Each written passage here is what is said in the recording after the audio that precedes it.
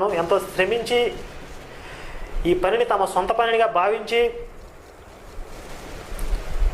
ఈ పుస్తక పంపిణీని ఇంత విజయవంతం చేశారు.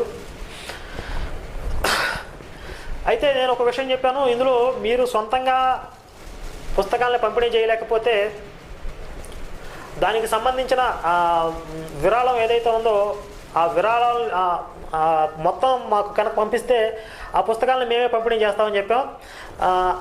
దానికి స్పందించి కొంతమంది పుస్తకాలను ఫ్రీ డిస్ట్రిబ్యూషన్ చేయమని కొంత మొత్తాలను కూడా పంపించారు. ఆయన పేరు పట్టాభి వేములపాటి అనే ఒక ఆయన 1000 పుస్తకాలు పంపిణీ చేయమని పంపించారు. అందులో విశేషం ఏంటంటే వాళ్ళ అమ్మగారి పేరు మీద ఒక 500 పుస్తకాలు, వాళ్ళ అమ్మగారి సహోదరి పేరు మీద ఒక 500 పుస్తకాలు పంపిణీ చేయమన్నారు. అలాగే ఇంకొంతమంది 100 పుస్తకాలు 200 పుస్తకాలు పంపిణీ చేయమని కూడా ఒక 3-4 సోదరులు ఇచ్చారు.